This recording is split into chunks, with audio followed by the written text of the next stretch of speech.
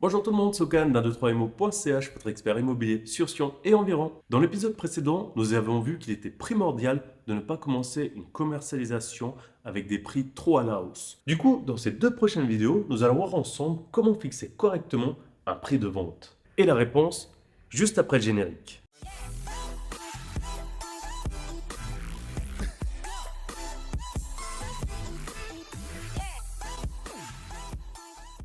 Avant de vous dire comment fixer un prix de vente, je vais commencer par vous expliquer ce qu'il ne faut surtout pas faire. Alors ça y est, vous avez décidé d'amorcer la procédure de vente. Le premier réflexe des vendeurs, en général, c'est d'aller sur les sites de portail immobilier et de regarder les biens qui sont sur le marché pour se comparer à leurs concurrents. Je vous dis tout de suite, c'est la pire méthode pour fixer un prix. Pourquoi? Tout d'abord, vous vous comparez à des objets qui ne sont pas vendus.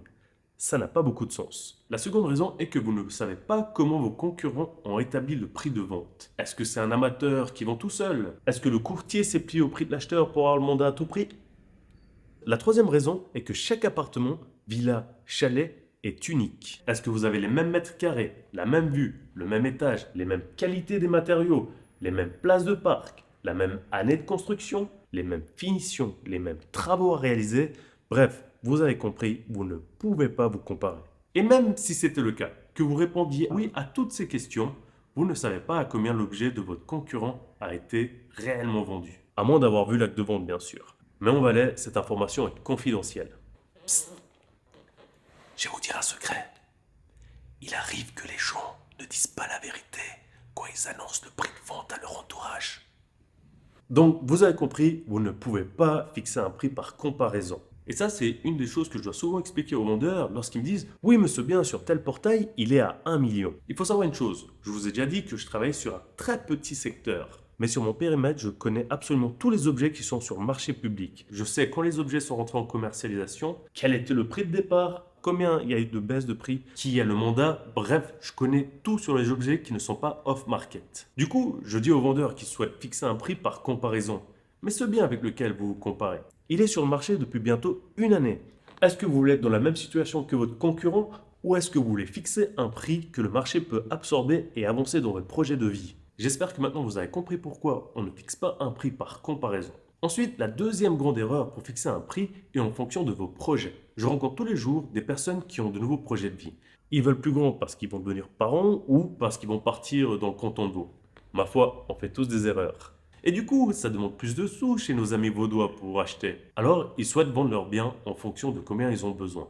Ceux qui utilisent cette stratégie vont se retrouver dans la même situation que ceux qui fixent des prix par comparaison. Leur bien va difficilement se vendre au prix espéré.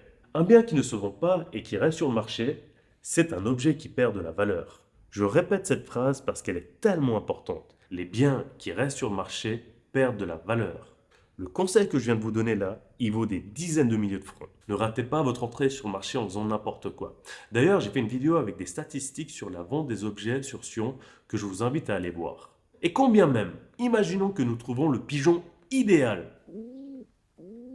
Que cette personne soit d'accord de payer le prix 20, allez même 30% au-dessus du prix du marché. Les vendeurs, ils oublient un tout petit détail. La banque n'est pas un pigeon. Prenons un exemple. L'acheteur va voir son banquier, il va dire « Oh, j'ai trouvé le bien de mes rêves, il vaut 1 million ». La banque va analyser l'objet, faire sa propre estimation et elle va dire « Ok, très bien, achète cet objet, mais nous, on l'estime à 800 000 francs ». Ça signifie quoi? Que les 200 000 francs restants vont devoir être apportés en cash en plus des 20% de fonds propres. Autant dire tout de suite que la transaction ne se fera probablement pas. Bon alors, la question après tout ça, comment est-ce qu'on fixe un prix de vente? Comme je n'ai pas envie de faire des vidéos trop longues, je vous propose de répondre à cette question dans la seconde partie de ce module. Comme d'habitude, si vous avez aimé cette vidéo, un gros pouce bleu. N'hésitez pas à la partager pour aider vos amis qui souhaitent vendre leurs biens immobiliers. Et n'oubliez pas de vous abonner pour ne pas manquer la deuxième partie. Et moi, je vous dis à très vite pour la suite. Ciao, ciao! 123imo.ch, l'adresse qui trouve la vôtre.